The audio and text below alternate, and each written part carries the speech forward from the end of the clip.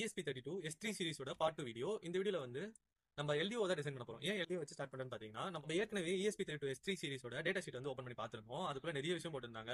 நிறைய பேருக்கு போர் அடிச்சிருக்கலாம். ஆனா அதெல்லாம் தெரிஞ்சுக்கிறது ரொம்ப இம்பார்ட்டன்ட். பின்னாடி தான் புரியும். இப்போ வந்து நான் டைரக்டா வந்து ESP32 வச்சு டிசைன் பண்ண ஸ்டார்ட் பண்ணாம, நான் வந்து அதுக்கு தேவையான பெரிஃபெரல்ஸ்ல இருந்து ஆரம்பிக்கிறேன். ஏன் பெரிஃபெரல்ஸ் வந்து ஆரம்பிச்சேன்னா, அப்பதான் எதுக்காக நம்ம இந்த பின்ல கனெக்ட் பண்றோம்ன்ற ஒரு இன்டெப்த் நாலேஜ் வந்து நமக்கு கிடைக்கும். அதுக்காக தான் நான் அப்படி ஸ்டார்ட் பண்றேன். சோ எப்பவுமே வந்து பாத்தீங்கன்னா, ஒரு டிவைஸ்க்கு ரொம்ப முக்கியமான விஷயம் பவர் சப்ளை இல்லைங்களா? நம்ம கொடுக்குற பவர் வச்சு தான் அது ஒர்க் ஆகுமே. சோ அதனால நான் ஃபர்ஸ்ட் LDO வச்சு டிசைன் பண்ணி ஸ்டார்ட் பண்றேன். இப்போ நம்ம எந்த LDO யூஸ் பண்ணணும்னு பாத்தீங்கன்னா, இந்த TLB பெரிய வேர்டா இருக்கு, நீங்களே படிச்சுங்க. சோ இந்த LDO தான் நம்ம யூஸ் பண்ண போறோம். இந்த LDO எப்படி டிசைன் பண்ண போறோம்னு பாத்தீங்கன்னா, இனிஷியலா நம்ம எப்படி LDO சூஸ் பண்ணணும்னு பாத்தீங்கன்னா, நமக்கு வந்து ஒரு வோல்டேஜ் ரேஞ்ச் இருக்கு. அதாவது இன்புட்ல நம்ம 5 வோல்ட் கொடுக்க போறோம். ஏன் 5 வோல்ட் நான் சூஸ் பண்ணேன்னு பாத்தீங்கன்னா, நம்மளோட மோஸ்ட்லி நம்ம பவர் பேங்க்ல இருந்து வரது இல்ல எந்த ஒரு ப்ராஜெக்ட்ஸா இருந்தாலுமே 5 வோல்ட் ஒரு காமனான வோல்டேஜ். அதனால தான் 5 வோல்ட் காமனா இருக்கிறதுனால தான் நம்ம வந்து 5 வோல்ட் சூஸ் பண்ணிருக்கோம். சோ 5 வோல்ட் இன்புட் எடுத்துட்டு அவுட்புட்ல வந்து பாத்தீங்கன்னா 3.3 வோல்ட் தான் வந்து ESP32 வந்து அக்செப்ட் பண்ணிக்கும். சோ அதனால ESP32க்கு ஏத்த மாதிரி 3.3 வோல்ட் கன்வெர்ட் பண்ண போறோம். அது எப்படி பண்றோம், என்னென்னலாம் பண்ணணும் அப்படின்னு தான் பார்க்க போறோம். ஃபர்ஸ்ட் விஷயம், நான் ஆல்ரெடி ஒரு வீடியோல எப்படி LDO ஒர்க் ஆகுதுன்னு சும்மா ஒரு ஓவர்வியூ மட்டும் கொடுத்துருப்பேன். அதனால நான் இங்க திருப்பி அதை பத்தி சொல்ல போறது இல்லை. ஆனா இந்த LDOல நம்ம இந்த LDOக்குன்னு சில பெரிஃபெரல்ஸ் ஆட் பண்ணிருக்கோம் பாத்தீங்களா. உதாரணத்துக்கு சொல்லணும்னா, இங்க FTன்ற பின்ல ஒரு வோல்டேஜ் டிவைடர் வந்து போட்டிருக்கோம். அது ஏன்னு தெரியல. அதுக்கப்புறம் சைட்ல ஒரு கெபாசிட்டர், ரைட் சைடு லெஃப்ட் சைட்ல ஒரு கெபாசிட்டர் போட்டிருக்கோம். அதுவும் ஸ்பெசிஃபிக்கா வந்து பாத்தீங்கன்னா, இந்த ரெசிஸ்டர்ஸ்க்கும் கெபாசிட்டருக்கும் ஒரு ரேட்டிங் இருக்கு. அதாவது 10 மைக்ரோ ஃபேரட், 5K, 1K எதுக்கு இந்த ரேஞ்சில் சூஸ் பண்ணோம் அப்படின்றத தெரிஞ்சுக்க போறோம். ஸ்டார்ட் பண்ணலாமா? ஃபர்ஸ்ட் நான் டேட்டா ஷீட் ஓப்பன் பண்ணி போறேன். டேட்டா ஷீட்ல நான் எல்லாத்தையுமே வந்து ஒரு பேஜ் பை பேஜா சொல்ல போறது இல்லை. இம்பார்ட்டன்ட் விஷயம் மட்டும் சொல்லிடுறேன். ஃபர்ஸ்ட் அதோட டயக்ராம் பார்க்க எப்படி தான் இருக்கும். ஸோ இந்த டயக்ராம் மட்டும் பாத்துக்கங்க. இந்த டயக்ராம்ல இந்த டிஃபரெண்ட் பின்ஸ் இருக்கு. உங்களுக்கு தெரிஞ்சுக்க வேண்டியது எந்தெந்த பின் என்னென்ன வேலை பண்ண போகுதுன்னு. இவங்களே ஒரு recommend diagram, typical application diagram கொடுத்துருக்காங்க. இந்த டயக்ராம்ல பாத்தீங்கன்னா நம்மளுக்கு அவங்க என்ன ரெக்கமெண்ட் பண்ணிருக்காங்க. சோ நம்மளுக்கு வந்து C1 ஒரு கெபாசிட்டர் ஆட் பண்ணும். அதுக்கப்புறம் C அவுட் ஒரு கெபாசிட்டர் ஆட் பண்ணணும்னு சொல்லியிருக்காங்க. அது மட்டும் இல்லாம FP பின்ல ஒரு ரெசிஸ்டர் டிவைடர் போட சொல்லியிருக்காங்க. அதுக்கப்புறம் V எனேபிள் ஒரு பின் இருக்கு. அந்த பின்ன என்ன பண்ணணும்னு இவங்க இங்க சொல்லல. பட் ஆனா இருக்குன்னு மட்டும் நான் வச்சுங்க. ஆக்சுவலா உள்ளுக்குள்ள டேட்டா ஷீட்குள்ளேயே எப்படி C சூஸ் பண்ணணும், எப்படி C அவுட் சூஸ் பண்ணணும்னு சொல்லியிருப்பாங்க. நான் ஒன்னொன்னா ரீட் பண்ணி சொன்னா உங்களுக்கு ரொம்ப போர் அடிக்கிற மாதிரி இருக்கும். அதெல்லாம் ஸ்ட்ரைட்டா சொல்லிடுறேன். C பாத்தீங்கன்னா 1 மைக்ரோ ஃபேரட்ல இருந்து 220 மைக்ரோ ஃபேரட் வரைக்கும் நீங்க ஆட் பண்ணலாம் அப்படின்னு சொல்லியிருப்பாங்க. ஏன் இந்த பிளைண்டா அவங்க சொல்றதை நம்ம கேட்கணும்னு பாத்தீங்கன்னா, இதுக்குள்ள ஒரு ஃபீட்பேக் மெக்கானிசம் நடக்கும். அந்த ஃபீட்பேக் மெக்கானிசம்க்கு நம்மளுக்கு ஆர்கிடெக்சர் தெரிஞ்சாதான் எப்படி ஃபீட்பேக் கொடுக்கலாம் நமக்கு தெரியும். சோ பேசிக்கா நம்ம இங்க கேஷ் எதுவும் பண்ண முடியாது. ஸ்ட்ரைட்டா அவங்க பிளைண்டா சொல்லதை போட்டாதான் உண்டு. அப்பதான் பெர்ஃபெக்ட்டா ஒர்க் ஆகும் சொல்ல வரேன். இன்னொரு விஷயம், ஏன் கெபாசிட்டர் போடுறாங்கன்னு எனக்கு தெரியும். அதை நான் ஷேர் பண்ணிக்கிறேன். ஏன்னு பாத்தீங்கன்னா, மோஸ்ட்லி இந்த இன்புட் அண்ட் அவுட்புட் சைட்ல கொடுக்குற கெபாசிட்டர்ஸ் எதுக்கு பாத்தீங்கன்னா, நாய்ஸ் ரிமூவ் பண்ணதுக்காக தான்.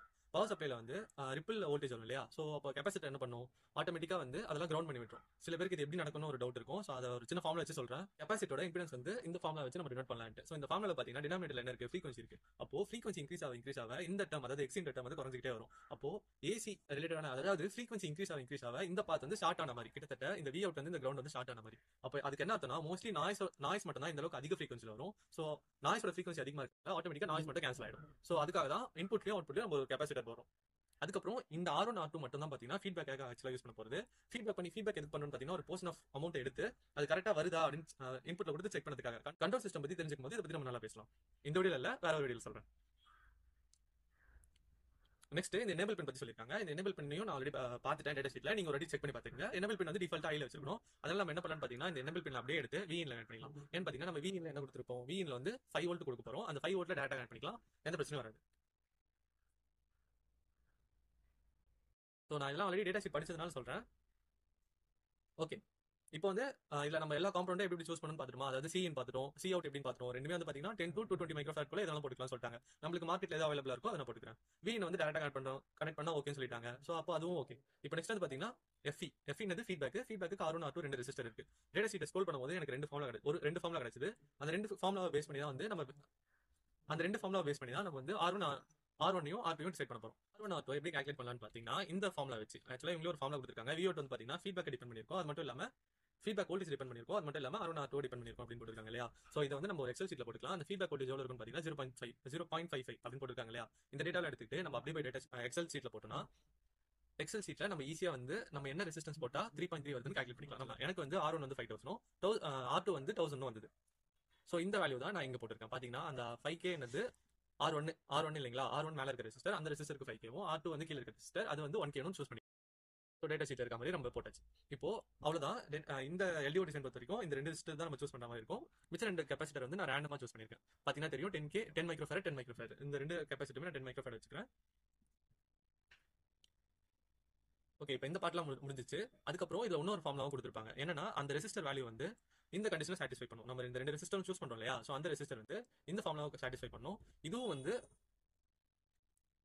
ஸோ அந்த ஃபார்முலாவையும் நம்ம சாட்டிஸ்ஃபை பண்ணிட்டோம். நான் இங்கே கீழே போட்டுருந்தேன். இந்த எக்ஸல் ஷீட்டை நான் டிஸ்கிரிப்ஷனில் கொடுக்குறேன். தேவையானவங்க எப்படி நான் வேல்யூ செலக்ட் பண்ணியிருக்கேன் அப்படின்ற செக் பண்ணி பாருங்க. ஓகே, அதுக்கப்புறம் முக்கியமாக போது தெரிஞ்சுக்க வேண்டிய விஷயம் பார்த்தீங்கன்னா டெம்பரேச்சர், அதாவது எல்டிஓ எந்த அளவுக்கு ஹீட் ஆகுது அப்படின்னு. ஏன்னு பார்த்தீங்கன்னா அவங்க தெரிஞ்சிருக்கும் எல்டிஓ வந்து டிசிபேட் பண்ணி தான் நம்ம வோல்டேஜ் வந்து ட்ராப் பண்ணி கொடுக்குதுன்ட்டு. ஸோ இதோட ட்ராப் அவுட் வோல்டேஜ் ரொம்ப கம்மியாக இருக்க வரைக்கும் சப்போர்ட் பண்ணும். ஆனால் நம்ம இங்கே ஆக்சுவலாக எவ்வளோ டிஃபரன்ஸ் பார்த்தீங்கன்னா 5 3.3, அப்போ மைனஸ் பண்ணிங்கன்னா கிட்டத்தட்ட 1 வோல்ட் தாண்டி போகுது இல்லையா? ஸோ இப்போ ட்ராப் அவுட் வோல்டேஜ் அதிகமாக தான் இருக்கும். அப்போ நம்ம எந்த அளவுக்கு கரண்ட் கம்மியாக கன்சியூம் பண்ணுறோமோ அப்போ தான் வந்து பார்த்தீங்கன்னா நம்மளோட பவர் டிசிபேஷன் வந்து கம்மியாகும். ஸோ இப்போ இந்த எல்டிஓ மட்டும் எவ்வளோ பவர் டிசிபேட் ஆகுது, அதாவது அது டிசிபேட் ஆகுதுனால எவ்வளோ எல்டிஓ மட்டும் எவ்வளோ பவர் டிசிபேட் ஆகுது அண்ட் அந்த பவர் டிசிபேட் ஆகுதுனால எந்த அளவுக்கு ஹீட் ஜென்ரேட் ஆகுது, இந்த ரெண்டு விஷயத்தையும் தெரிஞ்சுக்கலாம். ஸோ இதுதான் ஜென்ரல் ஃபார்முலா. இந்த ஃபார்முலா டேட்டா ஷீட்ல இருந்தா எடுத்தேன்.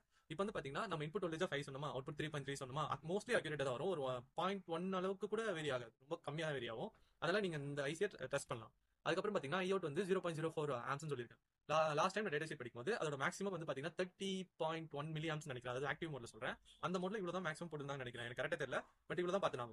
ஸோ நான் வந்து ஒரு 40 மில்லி ஆம்ஸ் தான் மேக்ஸிமம் எடுக்கிற மாதிரி போட்டுருக்கேன். ஸோ நான் இது ஒர்ஸ்ட் கேஸ் இல்லை, பட் இருந்தாலும் நான் அதை யூஸ் பண்ணிக்கிட்டேன். அப்போ வந்து பாத்தீங்கன்னா மேக்ஸிமம் எவ்வளவு பவர் டிஸ்பேட் ஆகும்னு பாத்தீங்கன்னா 0.068 வாட்ஸ் தான் வந்து டிஸ்பேட் ஆகுது. இது ரொம்ப கம்மியான வாட்ஸ் தான். ஸோ இதனால எவ்வளவு ஹீட் ஜென்ரேட் ஆகுதுன்னு பார்க்கலாமா?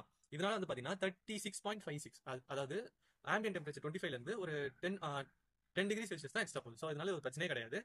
நம்ம வந்து எந்த இடத்துலயும் வந்து பாத்தீங்கன்னா இந்த ஐசி வந்து டேமேஜ் பண்ண மாட்டோம். அதுக்கான ஃபார்முலா தான் நான் பக்கத்துல இந்த ஷீட்ல கொடுத்துருக்கேன். இது எப்படி ஒர்க் ஆகுது அந்த டிஜே அப்படின்னு பாத்தீங்கன்னா ஜங்ஷன் டெம்பரேச்சர், அதாவது நம்ம கோர்க்குள்ள நம்ம ஐசிக்குள்ள எந்த அளவுக்கு டெம்பரேச்சர் போகும்ட்டு. ஐசிக்குள்ளேயே 36 தான் போச்சுன்னா அப்போ வெளியெல்லாம் ரொம்ப பெருசா தெரியவே தெரியாது. நம்ம டிசைன் பண்ணிட்டோம். நான் வந்து கீ கேர்ல டிசைன் பண்ணி வச்சிருக்கேன். கரெக்ட் இல்லையா? உங்களுக்கு கீ கேர் டிசைன் தெரியும்ட்டு நான் ஆல்ரெடி கனெக்ஷன் கொடுத்து வச்சிருக்கேன். நான் அதில் பெருசாக எந்த சேஞ்சஸும் பண்ணல. அதுக்கப்புறம் அந்த டிசைன்ல சொல்லாதது நான் இன்க்ளூட் பண்ணதுன்னு பாத்தீங்கன்னா ஒரு எல்இடியும் ஒரு ரெசிஸ்டரும். எதுக்குன்னு பாத்தீங்கன்னா நம்மளுக்கு பவர் சப்ளை வருது அப்படின்ட்டு நான் என் கண்ணால பார்த்து இன்ஸ்டால் பண்ணணுன்றதுக்காக ஒரு எல்இடி, ஒரு 5.1K ரெசிஸ்டர். இதில் அந்த கேல்குலேஷனும் போடல, ஒரு அதிக ரெசிஸ்டர் போட்டால் போதுன்றதுனால நான் 5.1K போட்டுட்டேன். மோஸ்ட்லி கேல்குலேட் பண்ணிங்கன்னா 250 ஓம்ஸ் தான் வரும். ஸோ எனக்கு தெரியும், இருந்தாலும் 5.1K நம்ம வேற ஒரு இடத்துல யூஸ் பண்ணதுனால ரெசிஸ்டர் பல்க் ஆர்டர் பண்ணும்போது இதை யூஸ் பண்ணிக்கலாம் தோணுச்சு. அதுக்கப்புறம் வந்து பாத்தீங்கன்னா நான் ஆல்ரெடி இவ்வளவு டிசைன் பண்ணல இல்லைங்களா? ஆனா இது எந்த இடத்துலயுமே நான் வெரிஃபை பண்ணல. டேட்டா ஷீட்ல கொடுத்திருந்தாங்க, நான் அப்படியே போட்டேன். பட் நான் இந்த இடத்துல வெரிஃபை பண்ணல, கிராஸ் வெரிஃபை பண்ணல. சோ நீங்க நம்ம பண்ணது கரெக்டா தப்பா அப்படின்ட்டு வெரிஃபை பண்ணுறதுக்கு என்ன பண்ணலாம் பாத்தீங்கன்னா ஏதோ ஒரு சிமுலேஷன் டூல் வந்து யூஸ் பண்ணலாம். நம்ம லாஸ்ட் டைம் வந்து போன பவர் பேங்க் டிசைன் பண்ணும்போது பாத்தீங்கன்னா எல்டி ஸ்பேஸ் யூஸ் பண்ணிருந்தோம். ஆனா இந்த இடத்துல நான் என்ன யூஸ் பண்ண போறேன்னு பாத்தீங்கன்னா பி ஸ்பேஸ். ஏன் பி ஸ்பேஸ் பாத்தீங்கன்னா இது வந்து பி ஸ்பேஸ் வந்து ஸ்பெசிஃபிக்கா டெக்ஸ்ட். ஸோ வந்து நம்ம டேரக்டா லைப்ரரி இம்போர்ட் பண்ணி யூஸ் பண்ணிக்கலாம். அதாவது நம்ம இம்போர்ட் கூட பண்ண தேவையில்ல, இருக்கு ஆல்ரெடி எக்ஸிஸ்டிங்கா இதுக்குள்ளேயே இருக்கும், டெவலப் பண்ணும்போதே வந்துடும். ஸோ நம்ம அங்கிருந்து யூஸ் மட்டும் பண்ணிக்கிட்டா போதும். ஸோ நான் இங்கே ஸ்கிமேட்டிக் போட்டுட்டேன், சோர்ஸ் கொடுத்துட்டேன், எல்லாம் 5 வோல்ட் கரெக்டாக கொடுத்தாச்சு. சிமுலேட் பண்ணணும் சிமுலேஷன் பண்ணிட்டோம். பண்ணிட்ட பேர் பார்த்தீங்கன்னா டிரான்சிட் லெவலில் எந்த அளவுக்கு வோல்டேஜ் வேரி ஆகுதுன்னு நம்ம பார்த்துருக்கோம். ஸோ இந்த இடத்துல நமக்கு இந்த மில்லி செகண்ட்ஸ் இருக்குங்க இல்லையா, இந்த சேஞ்ச்னால பெருசாக எந்த ஒரு டிஃபரன்ஸும் வரப்போதில்லை. நம்ம ESP32 அதை டேக்கிள் பண்ணோம். ஸோ இந்த சேஞ்ச்னால எதுவும் நடக்க போதில்லை. பட் அவுட்புட் வோல்டேஜ் நம்ம 3.3 வருதான்னு பார்த்தீங்கன்னா அஃப்கோர்ஸ் 3.3 சூப்பராக வருது. ஸோ நம்ம டிசைனும் சக்ஸஸ் தெரிஞ்சிச்சு. அந்த 5000 and 1000 ஒர்க் ஆகுதுன்னு தெரிஞ்சிச்சு. இப்போ உங்களுக்கு டவுட் வரலாம், இப்போ சும்மா ட்ரை பண்ணி பார்க்கலாமே, 5000 இல்லாமல் 4000 போட்டால் என்ன வருது? நம்ம கால்குலேட் பண்ணாமல் போட்டோம்னா நம்ம ஒரு வாட்டியும் திருப்பியும் போட்டு பார்க்குற மாதிரி இருக்கும். ஓகே, இப்போ நம்ம 4000 போட்டோம். திருப்பி நான் வந்து சிமுலேட் பண்ணுறேன். அப்போ சிமுலேட் பண்ணால் அவுட்புட் வோல்டேஜ் என்ன வருதுன்னு பார்க்கலாமா? இப்போ வந்து பார்த்தீங்கன்னா 3.3 எப்படி, அதாவது 3 வோல்ட் எப்படி கம்மியாக வருது. எக்ஸாக்ட் வோல்டேஜ் வந்து பார்த்தீங்கன்னா ஒரு 2.9 போல தான் இருக்கும். ஸோ அந்த வோல்டேஜ் வருது. ஸோ இப்போ நம்ம டிசைன் வந்து ப்ரூவ் ஆயிடுச்சுன்னு தெரியுது. ஸோ அதை நம்ம அப்படியே கிராஸ் வெரிஃபை பண்ணி பார்க்கலாமா? R1 வந்து நான் வந்து 5K வைக்காம ஒரு 4000 வச்சுனா என்ன நடக்குன்னு பார்க்கலாமா? 4000 வைக்கிறேன். 4000 வச்சுனா 2.75 கிட்டத்தட்ட அதே தானே இல்லைங்களா? நான் வந்து தப்பா படிச்சுட்டு நினைக்கிறேன். 2.75 அளவுக்கு தான் வருது. ஓகே, அவ்வளோதான் இந்த வீடியோ. அடுத்த வீடியோ நான் அடுத்த ஃப்ரீ ஃபால் வச்சு சொல்றேன். ஸோ அதுக்கப்புறம் நம்ம கம்ப்ளீட் டிசைன் பண்ணுவோம்.